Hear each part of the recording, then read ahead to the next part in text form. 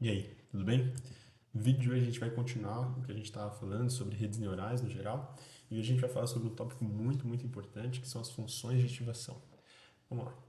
Então, geralmente quando a gente tem uma rede neural, principalmente aquelas que têm Fully Connected Layers, né, o Multilayer Perceptron, MLP, redes MLP no geral, é, elas são redes que sozinhas, né, você só está fazendo você está fazendo somas e multiplicações, né, dos valores de entrada. Então você tem uma relação que muitas vezes é linear. Só que isso não é suficiente para a gente aprender padrões complexos que às vezes uma distribuição, um conjunto de entradas tem. Por isso, a gente precisa introduzir de alguma forma uma não linearidade. A gente precisa quebrar essa relação só de multiplicações e somas entre os pesos e os valores de entrada. E basicamente o que a gente usa para quebrar essa linearidade, né, é o que são as chamadas funções de ativações. E as funções de ativações elas sempre são aplicadas na saída de um determinado neurônio, né? É, e é basicamente justamente as funções de ativações que permitem que a gente faça uma aproximação que permite a gente de fato prever algo acerca de um determinado conjunto de entradas. É justamente isso que permite a gente entender os padrões, né, e de alguma forma representar o mundo real. E aí é justamente isso que a gente vai ver hoje, né, as principais funções de ativações e também os prós e contras de cada uma. Então, primeiro vamos estabelecer aqui alguns termos, né? O Activation Map e o Feature Map, né? Isso basicamente é a saída de uma camada linear depois que você aplica uma função de ativação. Isso basicamente só representa, é um tensor, né, de números que representa, né, o que foi aprendido da camada anterior depois que você aplica a função de ativação. As features, elas são justamente um grupo de números individuais que, quando representados juntos, têm um significado. Um neurônio só, tendo um único valor, ele não significa nada, né? Ele é só um número. Mas dentro de um contexto, considerando todos os vizinhos dele e todos os neurônios ao seu redor, né, você consegue ter uma dimensão melhor se aquele número é importante, ou pelo menos entender o contexto. Né? Esse é um segundo termo aí que a gente vai precisar guardar. E o terceiro termo, né, é justamente sobre se uma função de ativação ela é centrada em zero ou não. Uma função de ativação ser centrada em zero é basicamente dizer que a média de todos os valores possíveis que essa função de ativação pode gerar giram em torno de zero. Não necessariamente eles precisam ser zero, mas eles devem, né, ser próximos de zero. Quando esses valores eles não são próximos de zero, eles podem acabar introduzindo um bias, né? Introduzir um viés dentro da nossa rede, e isso pode levar a gente a chegar em resultados, né? Em, menos otimizados. Né? A gente pode andar de uma forma menos otimizada pela nossa camada multidimensional, né? Representada pelas nossas entradas e pesos, e isso às vezes vai causar é, uma redução na velocidade que a gente vai chegar na melhor resposta. Então, basicamente é isso, né? E é muito importante também que, né, para ter aquele efeito zigue-zague que a gente vê nas redes neurais, né, é muito importante que os valores dos gradientes sejam tanto positivos quanto negativos. Mas é, e é por isso mesmo que é importante o negócio é importante que a função de ativação seja centrada em zero no geral. Então vamos lá, vamos dar uma olhada aqui nas principais funções de ativação que existem aí e que geralmente são usadas. A primeira delas é a função sigmoide. Vocês podem ver que ela é uma função representada por é, uma fração, um sobre um mais o exponencial de menos x. Né? Ela é uma função escalar, ou seja, ela atua sobre cada valor individual que a gente tem na, em um determinado vetor, um determinado tensor, e ela é aplicada individualmente em cada entrada independentemente. Essa função, vocês podem perceber que ela começa em zero, né? Aqui ela tende a zero no infinito negativo e tende a um no infinito positivo. E ela basicamente, né, ela pode ser entendida como a probabilidade de uma determinada entrada pertencer a uma determinada classe. Então, é como se fosse uma função de probabilidade. Esse valor de 0 a 1 é como se fosse a porcentagem de um determinado valor pertencer a uma determinada classe. A derivada, isso é um ponto importante, né? Por que a derivada é importante? A derivada é importante porque para atualizar os pesos a gente usa a derivada. Então, a derivada é um ponto importante nas funções de ativação. Essa variável, essa derivada aqui, ela, né, pode ser dada como a própria função vezes 1 menos a própria função sigmoide. Né? E é importante dizer que essa derivada ela é independente da entrada que a gente fornece. Então, a gente não precisa necessariamente da variável para calcular, né, a derivada. Ela só vai dar o valor depois para a gente, mas não necessariamente ela precisa ser usada para calcular. E, né, essa função de ativação aqui em específico, ela é muito usada quando a gente vai fazer classificações binárias. Então, a gente usa isso para fazer classificações binárias, se é um ou outro. Então, muito bom a função sigmoide para fazer classificações binárias. Um contraponto dessa função, né, é justamente que entre aqui a região do 3 e do menos 3, o nosso gradiente ele vai tender a zero. E quando um gradiente tende a zero, né, acontece que o peso não é atualizado. Isso acaba sendo um problema, porque aí a gente não tem de fato um aprendizado ocorrendo. Outro ponto é que o maior gradiente que a gente pode chegar dentro dessa função aqui, ele é, aqui, está escrito aqui, ele é 0,25, ou seja, é um valor um pouco pequeno, né? Ainda mais se a gente precisar, né? Se a gente tiver uma inclinação muito grande, às vezes no nosso espaço multidimensional, a gente não vai conseguir aprender tanto, porque a gente não tem um gradiente que reproduz com clareza, né, aquilo que de fato acontece. Então, isso vai ter um impacto que vai reduzir a velocidade nossa de aprendizado. E o outro ponto, né, é que, como vocês podem perceber, né, o zero está só aqui para a esquerda, não é uma função centrada em zero, a função sigmoide. Acho que esses são os principais detalhes aqui sobre a função sigmoide. Vamos passar agora para a função tangente hiperbólica. A função tangente hiperbólica ela tem uma característica muito parecida, né, em formato no geral, com a função tangente hiperbólica, só que já percebe aqui que o intervalo dela no eixo vertical é diferente, porque ele vai de 1 a menos 1. E aqui já percebe que essa função ela é centrada em zero, justamente porque ela possui, de certa forma, uma simetria entre valores positivos e valores negativos. A tangente hiperbólica é definida como sendo o exponencial de x menos o exponencial de menos x dividido pelo exponencial de x mais o exponencial de menos x. Também é uma função escalar, ou seja, a gente aplica para os valores individualmente, não para um grupo de valores, né? A gente aplica um por uma, a tangente hiperbólica. É um valor centrado em zero, justamente por causa da simetria que eu disse. E, né, a derivada dela é justamente 1 menos a própria tangente hiperbólica ao quadrado, vezes o valor da entrada. Também não depende da entrada, né? O que também ajuda a gente nas nossas contas. Né? Se dependesse da entrada, às vezes pode ser um problema maior. Sobre o gradiente, né? O gradiente no ponto zero ele é um gradiente que vai atingir já um valor mais alto. Enquanto a sigmoide atingir 0,25, né, o gradiente da função tangente hiperbólica consegue atingir um gradiente de 1, que é um gradiente considerado alto se você for pensar em atualização de um peso.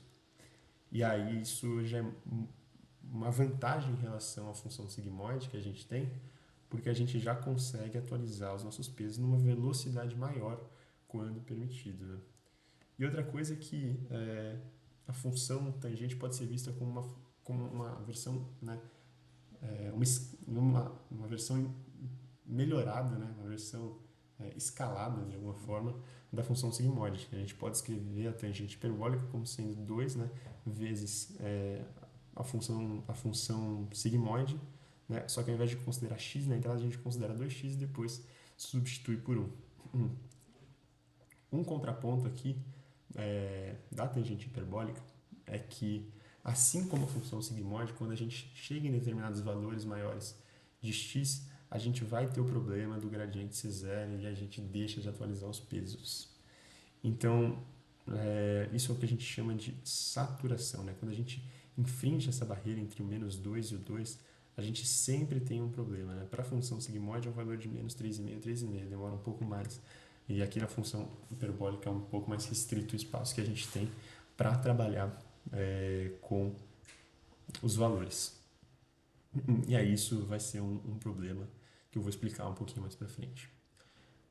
A terceira função aqui que a gente vai estar analisando, talvez essa seja a mais importante no cenário de inteligência artificial, é a função ReLU. A função ReLU, ela é justamente, e até meio boba no sentido de ser uma equação simples, ela é muito mais complexa, como a tangente hiperbólica, ela é só o máximo, né, entre 0 e x. Né? Então ela vai pegar o maior valor entre 0 e x, né, quando você compara esses dois valores. Também é uma função escalar e o grande lance dela é que ela é uma função simples que você consegue com muita eficiência computar, porque é muito fácil você pegar o máximo de um valor comparado com zero em qualquer operação dentro de um computador. A derivada, né, aí vem um problema, né, como ela não é uma função, de certa forma, ela não é, ela tem essa variação meio brusca ali no ponto zero, ela não vai ser diferenciável no ponto zero. Mas a derivada dela para valores menores do que zero vai ser zero, justamente porque não tem nenhuma inclinação. E quando forem valores maiores do que zero, vai ser 1, porque vai ser como se a função fosse uma função x, né? Uma função fx igual a x. E aí, né, o grande ponto é que, apesar dela ela não é uma função contínua, mas e também a gente precisa, de certa forma, adotar um valor para x, porque ela não é diferenciável em x. Então a gente acaba adotando pro ponto x o valor zero. E aí o ponto da ReLU é, para valores positivos ela não satura, né? O valor do gradiente sempre vai ser 1. Mas para valores negativos esse gradiente vai ser zero, né? E então o intervalo que isso trabalha é meio ruim, porque se a gente tiver algum peso com valor negativo, a gente vai ter provavelmente problemas na hora de atualizar esses pesos. Que é o que eu falei aqui, né? Justamente a ReLU ela tem um problema de atualizar valores negativos de gradiente, né? E valores negativos de x. Isso vai causar um problema que é chamado como dying ReLU, ou a morte de um neurônio. E outro ponto é que ela não é centrada em zero, como vocês podem ver se pegar a média de todos esses valores aqui, não vai dar zero. Então, também, né, para resolver esses problemas, depois existem algumas alternativas a ReLU, como a GeLU, ELU e LiqReLU, que são valores, são alternativas que tentam resolver de certa forma cada um problema que a ReLU tem. E a gente vai ver elas um pouquinho aqui mais para baixo. Mas antes disso, vamos passar aqui por um ponto que é bem importante, que é o problema dos vanishing gradients e o problema das dying ReLUs, né?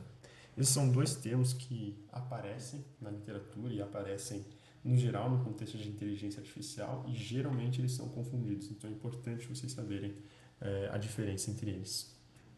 O problema do vanishing gradient ou do exploding gradient, ele acontece quando a gente tem gradientes muito pequenos nos valores de entrada. Quando a gente... E aí, importante entender isso. Esse é um problema que ele acontece porque a gente geralmente tem uma rede neural que tem muitas camadas ocultas. Quando a gente tem poucas camadas ocultas, é difícil aparecer o problema do vanishing gradient, a não ser que você tenha uma derivada muito pequena. Mas, quando você tem uma rede neural mais profunda, com maiores camadas, camadas ocultas, e você tem um gradiente pequeno na saída, esse gradiente vai sendo propagado, né, ao longo do backpropagation, e aí ele vai encolhendo exponencialmente, de certa forma que nas camadas mais rasas, né, nas camadas de entrada, a atualização dos pesos vai ser quase nula. Então, isso a gente fala que é como se tivessem desaparecido os gradientes. E o mesmo ocorre, né, quando você tem um gradiente muito grande na saída. Você tem uma rede é, com muitas camadas ocultas. Você vai propagando esse gradiente, e esse gradiente vai crescendo exponencialmente, e aí você tem o cenário, né, nas camadas de entrada é, dos exploding gradients, né, os gradientes que estão explodindo. Então, basicamente, isso é o que causa, né, isso basicamente é o que a gente chama de vanishing gradients ou exploding gradients.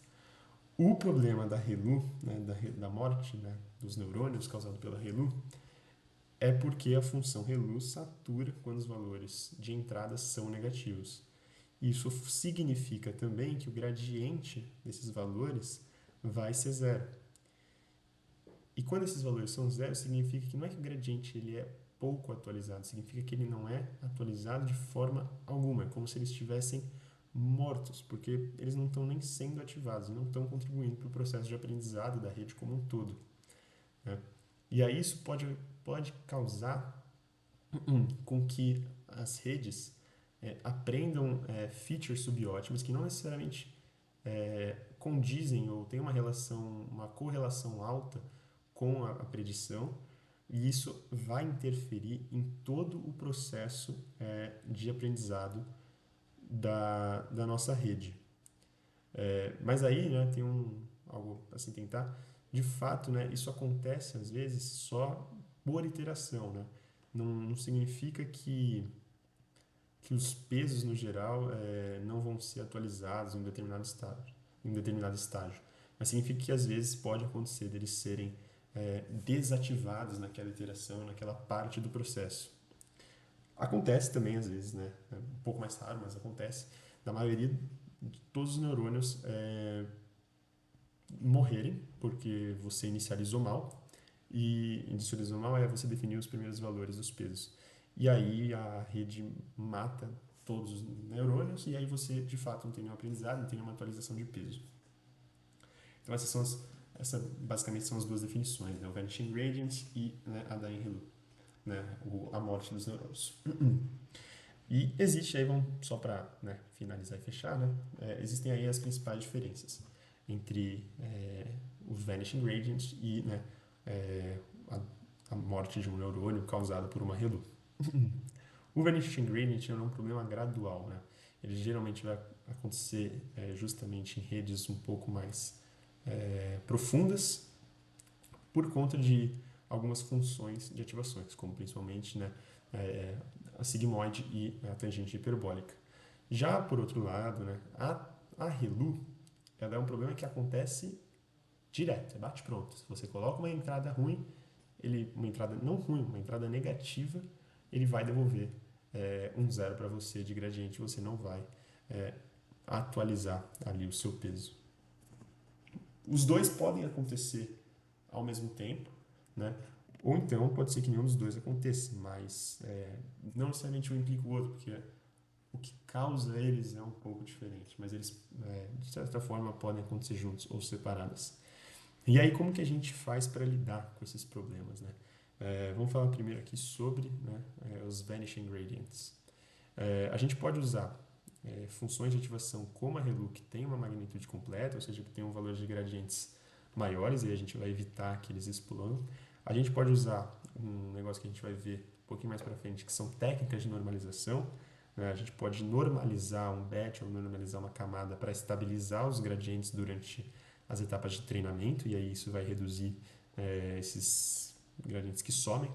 A gente pode usar também outro conceito que a gente vai ver um pouquinho mais para frente, que são as skip connections ou residual connections, né? Conexões residuais ou conexões de pulo ou coisa do tipo, que eles vão permitir que os gradientes atravessem ou cortem caminho dos neurônios de uma forma mais fácil, como se fosse meio que realmente uma rodovia, uma estrada para os gradientes, né? Então a gente, ao invés de fazer o backprop e fazer com que eles passem por todo aquele processo, a gente pode criar meio que uma skip connection, realmente. A gente pode pular, fazer uma conexão que pula toda a etapa que eles teriam que passar, que faria com que eles encolhessem ou explodissem.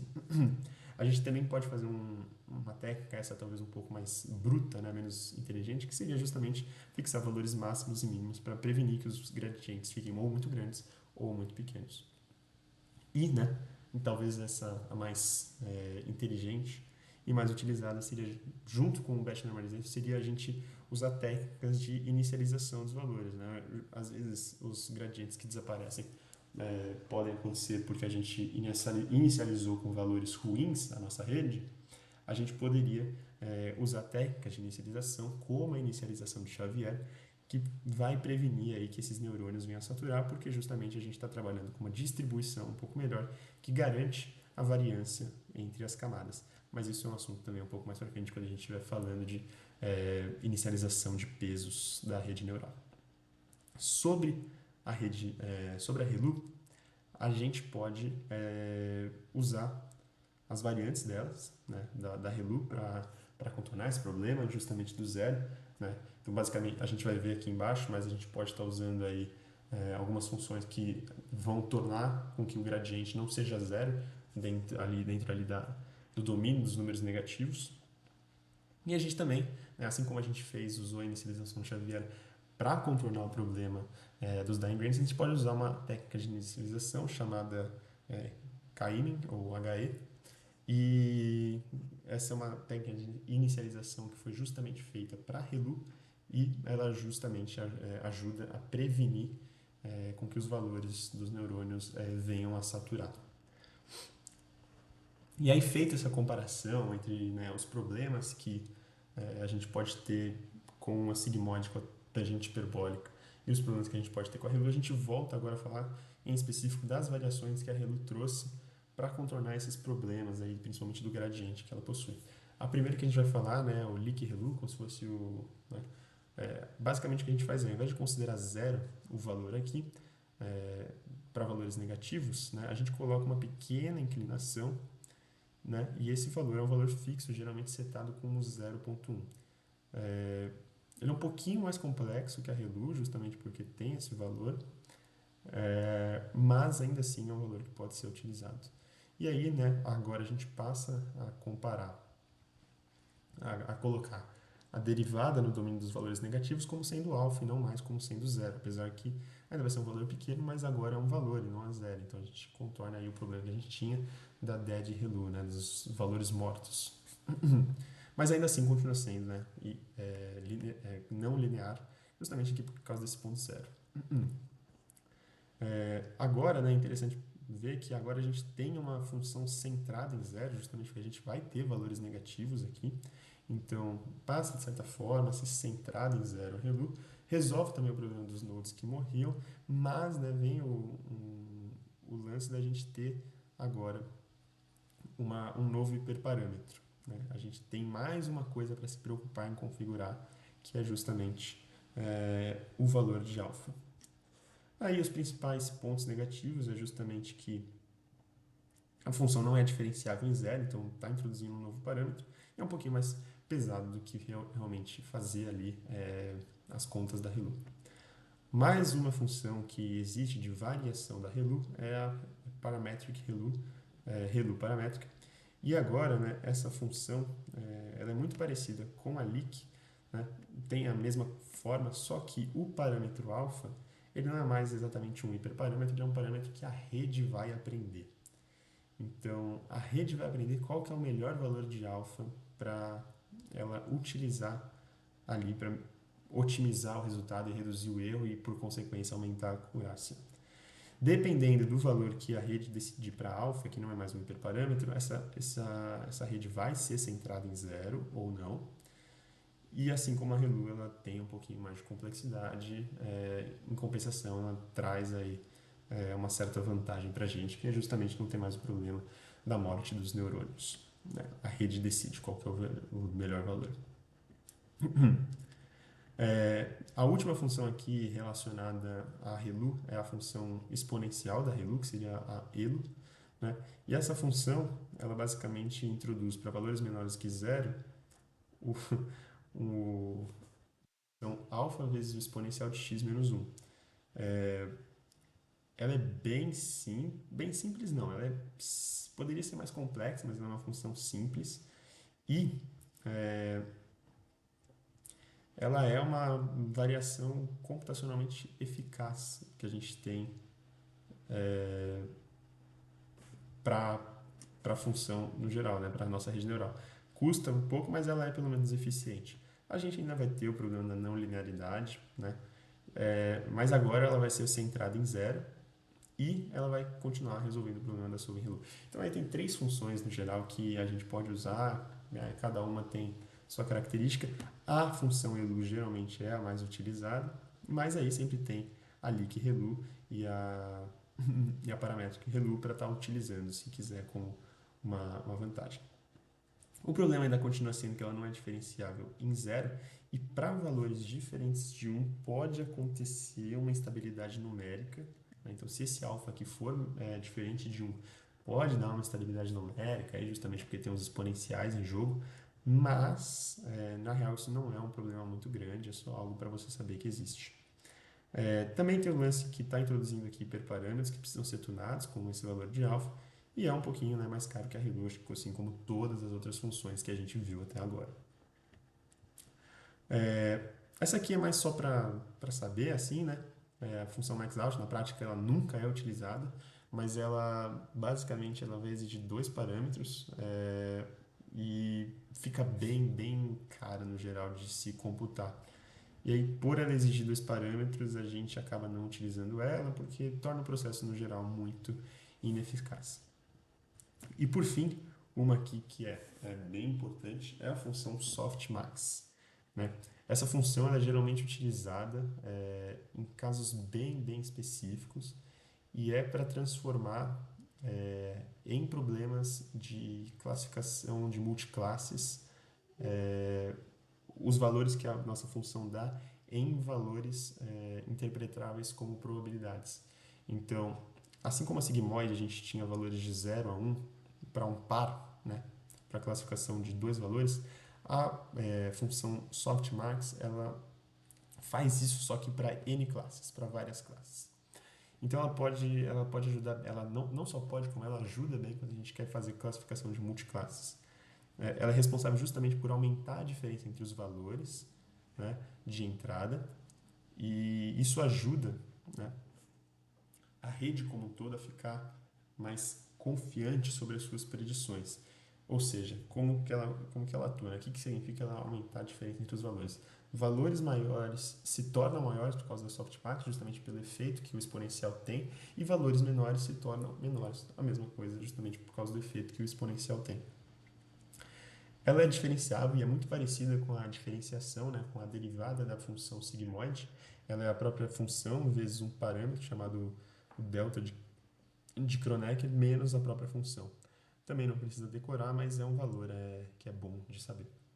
E aí, né, para evitar, às vezes, instabilidades numéricas, a gente geralmente faz um shift por um valor constante, que geralmente é o valor máximo de x em um determinado domínio de valores de input, né? A gente faz esse shift para evitar que tenha aí alguma inconsistência numérica que atrapalhe nas contas no geral.